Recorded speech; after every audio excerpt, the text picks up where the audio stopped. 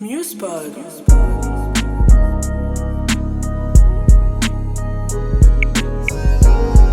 Salut tout le monde, c'est Sheliane et bienvenue sur Musepod, l'émission qui aborde le sujet de la musique sur le territoire du Grand Est. Aujourd'hui, je suis accompagnée de Honey. Salut. Hey, la première artiste féminine de votre émission. Donc merci. Merci pour cet honneur que tu me donnes et que tu nous offres. Purée. Merci à toi. Pour faire les présentations, on va un petit peu remettre les points sur les i, les barres sur les t. On va vous présenter sa carrière. Alors, à son actif, elle a 15 singles, passant par Chill and Thaw, mon anglais, pardon, sorti en 2022, jusqu'à Light and Shadow, sorti en 2026. T'as bien travaillé. Et oui, et... Puis 2 EP, Chill and, 3 petits points, sorti en 2022, ainsi que Sweet and Sexy en 2023. Mais surtout, il y a un premier album sorti en 2026, From My Soul to Your Heart. Félicitations, Merci parce qu'il est sorti beaucoup. dernièrement en plus. Oui, Et donc c'est l'album, tu nous as fait part lors de la release party, exactement. sur laquelle j'ai pu être. Avant de parler du coup de cet album, de tous ces projets que tu nous as sortis depuis 2022, j'aimerais savoir pourquoi la musique? Pourquoi tu t'es lancé dans la musique et surtout précisément dans la chanson? Waouh, c'est une question très vaste, enfin qui amène des réponses très vastes pour moi. En fait, j'ai toujours aimé la musique depuis que je suis petite. Mhm. Chanter, danser, écouter de la musique, c'est logique, ça fait partie de moi. Après, j'ai dansé pendant des années, donc à la base j'étais plutôt sur la danse, tu vois. Ok. Et puis, je crois dans ma vingtaine, j'ai commencé un peu à composer. Au lycée aussi, je composais un petit peu, je me cherchais. J'avais des potes qui étaient rappeurs et on s'amusait, on s'entraînait un petit peu à écrire et à mélodier. Et puis, donc, comme je disais, dans ma vingtaine, c'est là que pour la première fois, j'ai une copine qui m'a présenté un pote à elle qui était en studio. Mhm. Et puis, enfin, qui tenait un studio. Et c'est là que j'ai commencé à faire des petites covers, Ok. des ébauches de composition. Et puis, bon, ça a rien donné. Puis aussi, j'ai eu mes enfants jeunes. Donc, Ok. après, j'ai préféré rester concentrée sur ma maternité. T'es en train de me dire comment ça s'est passé avec Flo, mais je crois que c'est justement quand j'ai sorti l'EP Sweet and Sexy, Mhm. j'ai fait un événement à la Cité du Train, c'est bien ça, et c'est là qu'on s'était rencontrés. Ok. Euh, et puis en fait, en 2025, je dirais dans le printemps 2025 à peu près, Flo m'a recontacté, Mhm. ouais, tu te rappelles de moi, machin, et puis en fait on a commencé à bosser ensemble en faisant des petites capsules, des petites covers, et puis Mhm. petit à petit à bosser sur un single et puis après l'EP. Ok, donc juste pour vous remettre un petit peu dans le contexte, Flo, c'est un acteur majeur dans la culture mulhousienne. On le voit partout, dans chaque événement, et il est souvent au platine, et dont avec toi lors de la release party. Exactement. Donc franchement, trop Comme cool vous pour pouvez le constater, la je ne bosse rencontre. pas avec n'importe qui. Clock it. Et j'aimerais savoir, parce que du coup, je me suis vachement renseignée sur ton genre musical, parce que il y a plusieurs options, et je crois savoir que tu as choisi le R&B Oui, majoritairement. À quel moment tu t'es dit plus le R&B que le rap, vu que juste avant tu nous as dit que tu étais entouré de rappeurs? c'est vrai. Pourquoi? Parce qu'il y a le côté mélodieux, Mhm, parce que il me semble que c'est plutôt cohérent avec ma façon de chanter. Ça colle beaucoup, je dirais aussi avec mon tempérament. Le mhm. R&B, c'est très sensible et sentimental et Ouais, c'était un automatisme pour toi, hein. oui. Ok, c'est trop Et puis cool. bon, c'est aussi quand même beaucoup une musique que j'écoute depuis très longtemps. Donc forcément, ça m'inspire, ça me parle. Voilà. Pour autant, je ne reste pas bloquée au R&B parce que c'est vrai que de base, mon rêve, c'est de pouvoir un petit peu métisser ma musique. Et je pense quand même que dans ce qu'on fait, ben, un coup, ça sonne plus exotique, Mhm, un coup, ça sonne plus urbain. Et mhm. voilà. C'est trop cool, c'est trop cool. Moi, j'ai pu remarquer sur tes réseaux sociaux que tu as rencontré le chanteur de Zouk, si je peux dire ça comme ça, qui provient tout droit des îles, qui s'intitule Slay, si Ok, je le dis ouais, bien, Sly. Slay. Comment tu l'as rencontré? Alors, je l'ai pas rencontré, je veux dire, on n'a pas vraiment eu le temps de se parler. Ok. En fait, j'ai fait le festival Afro Good Vibes Mhm, en 2024 au Parc Expo de Colmar. Donc j'ai fait la première partie. Et donc forcément, j'ai rencontré plein d'artistes. Enfin, disons plutôt croisé beaucoup d'artistes. Et là, il s'est trouvé que j'ai croisé Sly. Et mon photographe, donc Vincent, à ce moment-là, il me dit, mais vas-y, va faire une photo avec lui et tout, dépêche-toi, parce que moi, forcément, j'étais réservée, donc je me suis dit, non, je vais pas le déranger. Et puis, bah voilà, j'ai fait une photo avec Sly. Ok, Donc, on croirait que j'ai fait un échange de malade, mais pas du tout. Je pense même pas qu'il photo. se rappelle de moi. Peut-être, on sait pas. Non, parce que je me suis posé la question, j'ai cherché, je me suis dit peut-être qu'il y aurait une collaboration ou quoi, mais j'ai Ah pas ouais, non. trouvé. Mais est-ce que pour toi, ça serait quelque chose que tu aimerais faire avec ce type de D'envisageable. chanteur? Pourquoi pas? En fait, moi, de toute façon, je t'avoue, j'aime la musique en général, donc j'aime le défi. Mhm. Et ouais, je m'opposerai pas forcément à. En fait, ça dépend aussi. Je veux dire, je l'ai pas rencontré, Personnellement. voilà, Ouais. personnellement. Donc, moi, j'ai besoin que ça matche humainement, de me Bien sentir à sûr. l'aise, et puis de voir que le projet qu'on fait, il a du sens pour moi. Bien sûr. Mais justement, est-ce que aujourd'hui, avec tous les artistes qui sont en plein essor comme Théodora, est-ce qu'il y aurait une ou un artiste avec qui tu aimerais vraiment collaborer? Émergent ou non, hein, ça peut être une star, quoi.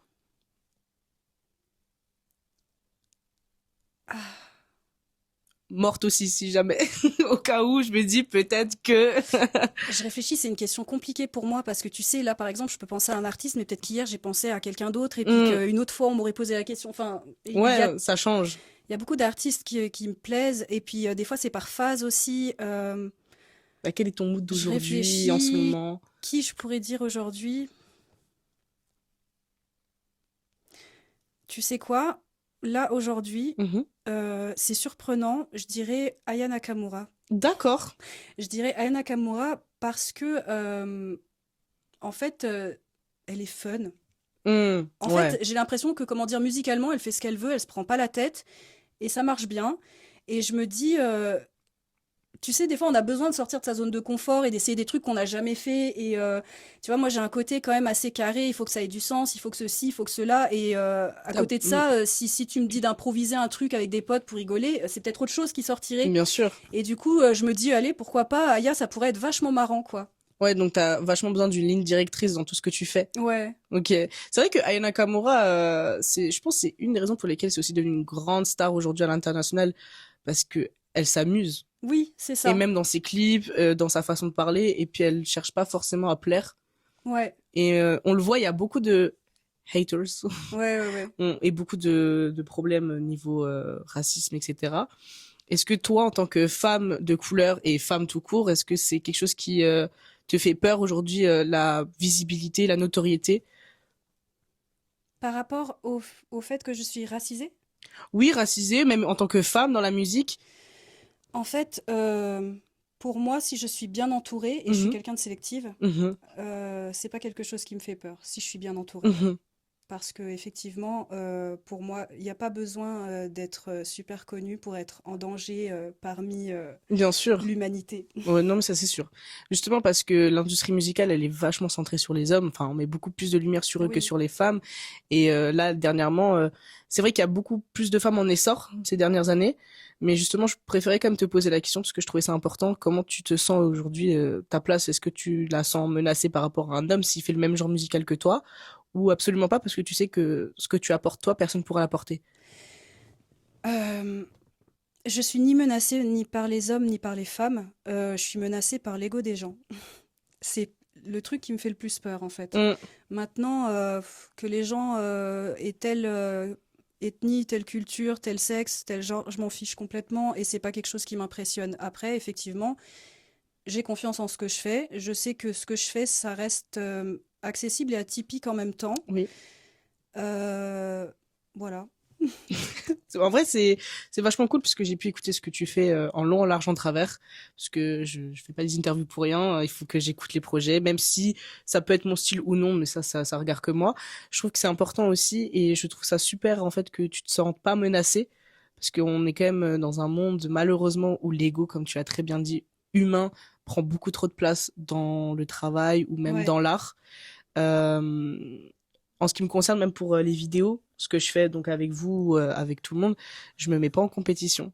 Et souvent on me dit ouais mais moi aussi je veux faire ci, je veux faire ça comme toi, mais c'est pas, je veux pas mettre en concurrence ce que tu fais toi, je le ferai pas, et ce que je fais moi tu le feras pas. Exactement. Donc c'est pour ça que je trouve une réponse vraiment cool en fait. Donc ça Merci. c'est super. Mais moi j'aimerais On va un petit peu plus se centrer sur l'artiste en elle-même. Ok. On va parler de cet album hein, que tu nous as pondu le 22 mai dernier. Voilà. La maternité, toujours là. Qui est un projet très très intime de ce que j'ai pu écouter et de ce que j'ai pu voir aussi lors de la release party. Donc je crois comprendre qu'elle parle d'amour, de solitude et d'ivresse amoureuse. Oui. J'ai mis les termes littéraires. Est-ce que c'est un album basé sur ton expérience personnelle ou sur ce que tu as pu voir aussi? Non, j'avoue que la plupart du temps, j'écris en me basant sur mon expérience personnelle. J'ai clairement utilisé ma vie sentimentale pour en même temps pouvoir parler de moi.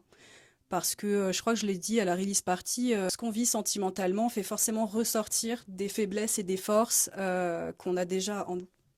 Ouais, ça, c'est vrai. Parce Voilà. que du coup, moi, j'ai aussi écrit un livre, oui, basé Achevé? sur achevé, publié il y a 3 ans. Waouh! Ouais, ouais, ouais. Excuse-moi pour la parenthèse, lequel est-il? Parce qu'en fait, moi, ça fait 3 ans que j'écris Mhm, un livre, mhm. mais que je ne le finis pas, puis que j'en commence un autre, puis que j'écris un Oui, recueil de bon, poésie, puis que pareil, c'est pareil. horrible. Ouais, ouais. Bah, c'est le souci de trop ressentir. Hein, ça, Ouais, moi, je suis quelqu'un de très très passionnel et qui ressent beaucoup trop. Et on me le fait aussi remarquer dans les relations, malheureusement. Ça, c'est un autre sujet. Ça sera pour la psychologue. Euh, mais ouais, c'est un livre que j'ai écrit pour mon premier amour. Ça a été une déclaration d'amour, en fait. d'accord. Donc c'est Voilà. plutôt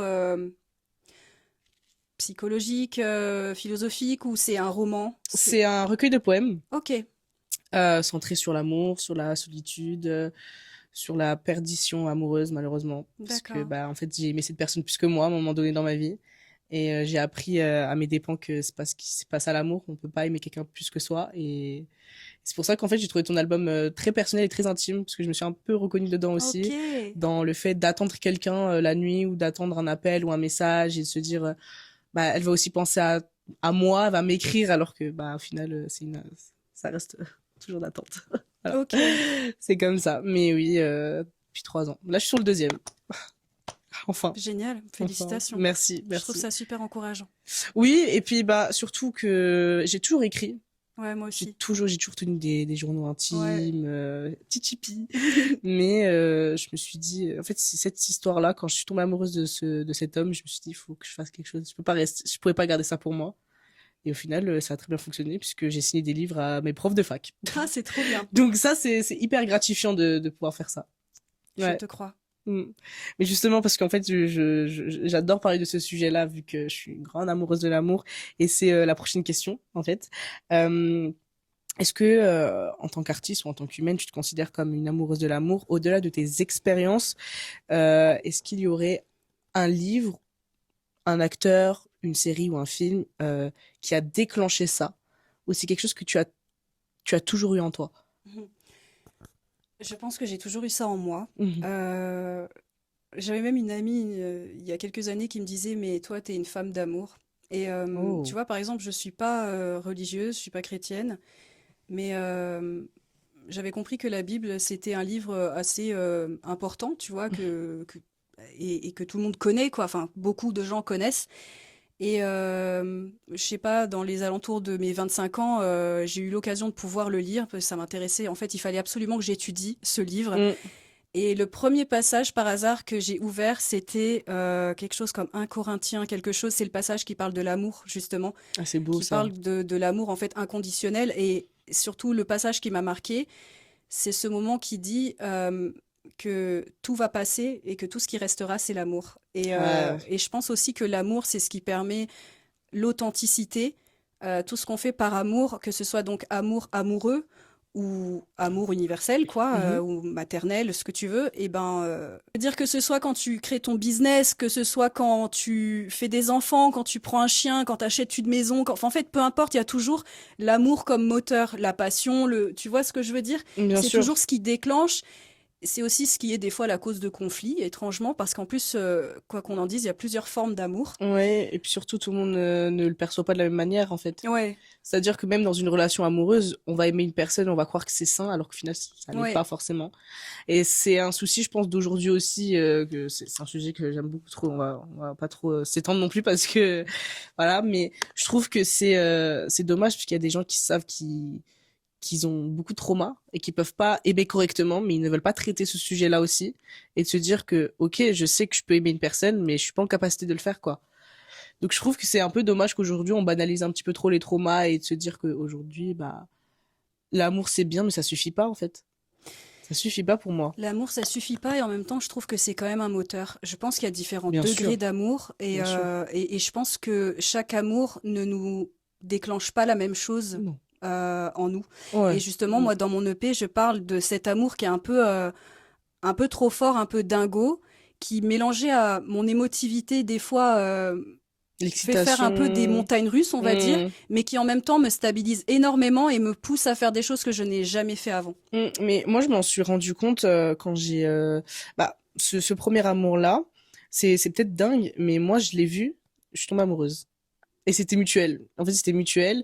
J'ai passé 3 ans aussi, l'oublier. Carnage un petit peu émotionnel, mais ça a été une relation très dévastatrice, mais qui m'a beaucoup appris, qui m'a beaucoup permis aussi de... Moi, déjà, à la base, je pensais pas retomber amoureuse. Je pensais que c'était lui et personne d'autre. C'était trop fort, en fait. Je ne pouvais pas Ouais, qu'on pouvait aimer quelqu'un comme ça. J'ai tellement pleuré, je me suis dit à un moment donné, je vais me liquéfier sur place, c'est pas ouais. possible. Et c'est hyper frustrant de se dire qu'une personne, et c'était une relation mutuelle, où on s'est aimé, mais on ne s'est jamais embrassé. Ouais, Waouh. Mais c'est l'amour n'est pas que physique. ouais, mais justement, mais quand je le dis, je le dis très rarement parce que bah aujourd'hui on parle beaucoup de physique aussi quand on Ouais, parle d'amour et quand je le dis on me dit ah, mais comment t'as fait? Bah juste on s'est ouais. aimé, enfin ça c'est aussi ça l'amour, je trouve. Je pense que dans l'amour amoureux, il y a différentes dimensions, Ouais, mais en même temps, il n'y a pas qu'une règle. Donc, non, ouais. Enfin, je dis il y a différentes dimensions dans le sens qu'il y a l'attraction sexuelle, il y a l'attraction que je dirais affective. mm, Je sais pas si c'est bien exprimé. Et il y a le côté aussi intellectuel, il y a le côté énergétique. Enfin, il y a trop de choses. Et ouais. puis, bah, t'as des relations où c'est plus une chose, t'as des relations où c'est le tout en même temps. Et puis ça dépend aussi du besoin et de ce que l'autre déclenche chez toi. Mm. Est-ce que bah dans ta musique, parce que là on est dans le studio hein, de Madame, t'as impérativement besoin de te souvenir que tu as souffert en amour ou que tu as trop aimé pour pouvoir écrire ce que tu écris aujourd'hui.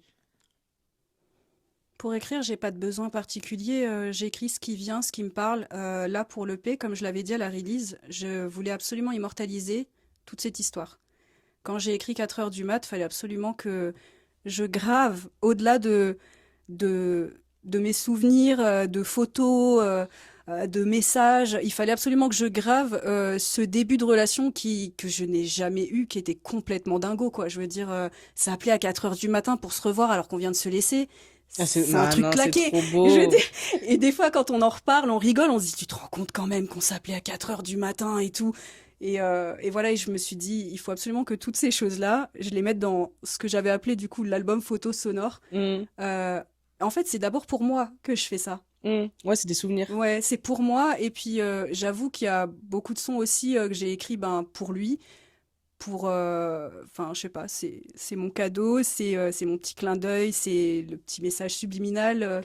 Avant l'EP, j'ai écrit un single qui s'appelle Ice. Mm. Je l'ai écrit un jour où je me suis pris la tête avec mon mec et qu'il est parti. Et j'étais là, en train d'écrire sur mon téléphone comme une névrosée. Et je me suis dit, ouais, il se prend pour qui et tout. Moi, je suis pas n'importe qui. Et donc, Ice, quand tu l'écoutes, ben, vu ce que je te dis, tu Mm. comprends. Et voilà, et dans l'EP, on retrouve un petit peu aussi ce côté-là. Euh, Émotionnel, ouais, ouais. passionnel. Ouais, mais ça se Mais ressent. je dirais que c'est plus dans le son Solution, pardon, qu'on a le côté un petit peu négatif comme ça de la relation où je parle d'une prise de tête qu'on a eue et littéralement j'ai envoyé ce son à mon mec en fait. En fait, souvent quand j'avais des trucs à lui dire, je lui disais en chanson, que ce soit quand quelque chose m'avait blessé, quand quelque chose m'avait marqué positivement, quand j'étais love, bref, il fallait que je lui dise et pour moi, la meilleure façon de pouvoir lui faire comprendre ou de le toucher et puis moi de pouvoir extérioriser, bah, c'était d'écrire une chanson. Mais ça, c'est... Alors, je sais pas si... Parce que moi, c'est comme ça que je le perçois, hein. En tant qu'artiste aussi, principalement dans l'écriture plus que la chanson, même si la chanson, c'est de l'écriture aussi. Mhm. euh, Est-ce que tu le ressens parfois dans ta vie de tous les jours que c'est un fléau de pas réussir à communiquer comme ça et de dire que tu as toujours besoin d'écrire et d'utiliser ton art? Parce que Mm. parfois, moi, je le sens comme un fléau. J'ai pas de difficulté à m'exprimer, à dire à une personne que je l'aime, à dire pourquoi du comment, parce que c'est comme ça et que je le ressens. Mais c'est vrai que tu me donnes une feuille, un stylo, mais là, je t'écris ton âme, quoi. Ouais, et puis effectivement, comme toi, dans la vie de tous les jours, j'ai pas de difficulté à exprimer clairement ce que je veux exprimer. Enfin, je veux dire, quand on a un minimum d'intelligence émotionnelle et puis c'est pas le terme que je vais utiliser, d'éloquence, j'allais dire, mais c'est quand même un mot un peu trop fort. Une diction, une bonne diction. Voilà. Ouais. J'ai pas de souci à ce niveau-là, Mhm. mais la musique, ça apporte un plus parce qu'il y a quand même une émotion, il y a toute ta vulnérabilité qui vient avec, en fait. Mm. Ouais, c'est vrai. Et puis en fonction aussi de ton timbre de voix, de justement aussi comment tu te sens au moment où tu l'as écrit, enfin comment toi tu vas interpréter aussi le choix de mots que t'as choisi. Moi, je sens que t'écris la nuit, Ouais, majoritairement. franchement, dans toute l'histoire de ma vie musicale, je crois qu'il y a quand même pas mal de sons que j'ai écrits la nuit, voire même des fois en me réveillant à 3 heures du mat en mode j'arrive pas à dormir, je regarde les étoiles et j'écris un son, je suis trop Mais mignonne. non, mais pareil. En fait, je comprends pas pourquoi en tant qu'artiste, on est plus impacté par la nuit que par la journée. Et je pense que j'ai trouvé la réponse parce que moi, j'aime trop réfléchir et j'aime trop me poser des questions parfois qui n'ont pas de réponse. Et je me dis, mais oui, c'est parce que en fait, personne ne vit la nuit. Oui, Je pense que le fait qu'il y ait pas autant de mouvement que la journée, il y a quand même ce moment où le monde il est sur pause et il y a que toi et toi seul en fait à ce moment-là. Et quand tu es dans ta chambre, dans ton salon et qu'il y a pas de bruit, il y a rien, il y a juste toi, ton âme, tes pensées et tes défauts et tes qualités. Et à ce moment-là, tu te refais tout, tu prends du recul sur plein de ouais. situations. Je pense que Je c'est... pense aussi qu'on n'a peut-être pas accès, c'est hyper profond peut-être, hein, mais on n'a Ah ben, peut-être on y pas, est là. Là, on est dedans, hein. on n'a peut-être pas accès à la même partie de son cerveau quand c'est la nuit. Ouais, Et je pense qu'il y a aussi tout simplement le monde n'a pas la même énergie la ouais. nuit. Et personnellement, pour moi, la nuit a quelque chose de vraiment poétique. Alors, l'aurore est poétique, il y a de la poésie dans chaque Mm, moment de mm. la journée, mais j'avoue Exactement. que la nuit, c'est je sais pas, les étoiles, Je la sais pas, lune c'est qui brille. profond. Il y a quelque chose d'hypnotisant qui fait qu'on a accès à une autre partie de soi et que ça laisse plus libre cours à cette créativité. Parce qu'effectivement, je sais qu'il y a beaucoup de gens qui écrivent la nuit et qui ressentent des choses différentes. Voilà. Mais même quand on flirte avec quelqu'un ou quand on est avec quelqu'un, Grave. la nuit, je sais pas. Il y a un délire la Et nuit. quand il y a le soleil, je dis non, s'il vous plaît, C'est pas pareil. On Mais peut ouais, refaire, s'il moi vous je plaît. sais que dans mes débuts, les meilleurs moments avec mon mec, c'était la nuit, quoi. On se sape pas de la même façon, on se coiffe pas pareil, on se comporte pas pareil, on va pas au même type Ouais, d'endroit, il y a pas la même lumière. Enfin, c'est. c'est autre chose. Je suis triste. Bon, après, on peut pas vivre que la nuit non plus, mais Si, que la nuit, s'il vous plaît. Dame Nature, promettez-nous que la nuit, s'il vous plaît. on n'apprécierait pas autant le jour. Ouais, mais bah justement, je pense que c'est aussi un fléau où on n'apprécie pas autant le jour que la nuit. Je sais pas si c'est le cas pour tout le monde, hein, parce que, tu sais, nous, on est des couches tard, on s'est rendu compte qu'il y a énormément de gens, à 9 heures du soir, ils vont se coucher, quoi. Donc je Ouais. pense qu'il y a des gens, pour eux, la vie, c'est la journée et la nuit, occasionnellement, quoi. Ouais, mais tu vois, bah, justement, la vie, c'est la journée pour prendre pas le temps d'observer et de se poser aussi la journée, de se dire, ok, mais il y a ça autour de nous. Ouais, Et j'ai eu cette conversation avec un ami et je me suis dit, mais le fait, des fois, de me poser sur un banc et de mettre juste de la musique, même si c'est un endroit ouais, ouais. banal, et de me dire, ok, mais il y a ça, il y a ça. Enfin, moi, c'est ce que j'avais fait quand j'étais partie en Italie et je me suis juste posée, j'ai regardé toute l'architecture et je me suis dit, mais waouh. Et en fait, on prend pas assez le temps parce Tu qu'on veux est tout le dire temps quand en on est plus mouvement. dans le présent, quand c'est la nuit, c'est ça? Ouais, Ouais. bah, on est plus posé, en fait. C'est vrai que la plupart des gens qui aiment bien tarder la nuit, Mm. ben, c'est des gens qui ont besoin de ce temps-là pour eux. Moi, j'avoue que je suis maman depuis que j'ai 19 ans. Mhm. Et je me suis rendu compte à cette période-là, en fait, que vraiment, je tenais. En fait, mon moment à moi, c'était la nuit, quoi. Donc, je peux pas me coucher tôt. Je sais qu'il y a la journée pour faire mes trucs, pour profiter des trucs de la journée que je savoure aussi. Mais la nuit, c'est une C'est autre ton atmosphère. Et intimité. puis, on a les deux, en fait. On a le jour et la nuit. On a besoin, de profiter aussi un peu de ce temps-là qui Bien permet sûr. justement, donc, de créer. Et voilà. Et puis, je trouve que pour rester dans le cadre de la musique, il y a des musiques qui s'écoutent la nuit. Merci. Oui, je suis désolée, hein. Ah non, ça... Bah Ah oui. non. Il y a des musiques de journée, il y a des Ouais, musiques de nuit, quoi. Je sais pas. c'est vrai. J'ai une platine et la nuit, moi, c'est que du jazz et du blues. Ah ouais, bah moi Que c'est ça. vraiment par période, hein. Moi, c'est que ça, Parce que j'ai j'aime eu une trop. phase aussi où la nuit j'écoutais du lofi, tu vois. Ah ouais, Ouais. ok. Ouais, Et ce que j'aime trop avec le lofi, c'est que t'as vraiment toutes sortes de lofi, quoi. T'en as qui c'est vont vrai. partir dans un délire un peu Japan, t'en as qui vont être plutôt hip-hop, t'en as c'est très méditatif, voilà. Et puis j'ai des phases aussi où pareil, je vais être plus dans le blues, des phases où je vais Mm. être dans du dark R&B très très chill. Ouais, c'est vrai que la nuit, il y a une toute autre atmosphère. Tout est impacté. En fait, tout ce qu'on va faire va être impacté. Donc ça, c'est trop cool. Justement, tu nous as évoqué plusieurs fois que tu es maman. Oui, Félicitations, déjà. merci beaucoup. Euh, est-ce que ça a eu un impact dans ta carrière? Ça me fait Positif ou bizarre quand tu négatif? dis le mot carrière. Je, je me sens juste comme quelqu'un qui fait de la musique en fait. Ouais, Donc, mais pour moi, il y a une carrière. ouais, Ça fait quelques années que tu nous sors quand même des oui, EP, des c'est vrai. singles. Il y a un début. Donc pour moi, c'est déjà une carrière. Je dirais pas que, enfin, la seule chose avec le fait d'avoir des enfants, c'est le temps et l'énergie. Ok. Voilà. Je peux pas forcément, enfin, tout ce que je fais est calé quand même par rapport à ça. Donc, c'est en ça que ça impacte. Après, je vais pas te dire, ouais, c'est ma grande inspiration et tout. Non, parce que pour moi, la musique, ça fait partie de ma vie de femme, de ma vie personnelle. D'ailleurs, je ne fais pas écouter tous mes sons à mes enfants, enfin, surtout dans cette EP. Je veux dire, 4 heures du mat, aucun intérêt. Vous devez dormir. Voilà quoi. Mais après, par contre, je trouve ça vachement fun que ma fille, depuis qu'elle a 2 ans, elle connaît tous mes sons par cœur, quoi. Non, c'est Même trop si c'est du bien. yaourt, tu vois, c'est génial. Mais oui. Mes fils, pareil, depuis qu'ils sont tout petits, voilà, ils savent ce que je fais, ils écoutent. Des fois, je leur montre, ils me donnent leur avis. Bref, voilà. Et pour cette année, il y aura un autre album qui va sortir, qui est en cours ou pas? Écoute, j'en parlais avec Flo justement, on sait pas trop encore. J'avais envie un petit peu de relâcher la pression et de m'éclater et de chercher un petit peu d'autres choses. On était parti il y a quelques mois sur les capsules. Mhm. Dans l'hiver aussi, on s'est amusé à écrire un couplet sur des titres du genre j'ai posé sur Summer Walker, Mademoiselle Lou, Hamza. Et j'aime bien parce que ça me fait faire des trucs que j'aurais jamais fait, ça me fait écrire d'une autre façon. Et puis justement, ah punaise, ces petites reprises-là, ces Mhm. couplets, ces capsules, je m'en suis inspirée pour composer après mon EP. Ok. 4 heures du mat s'inspire de ce que j'avais fait sur Summer Walker.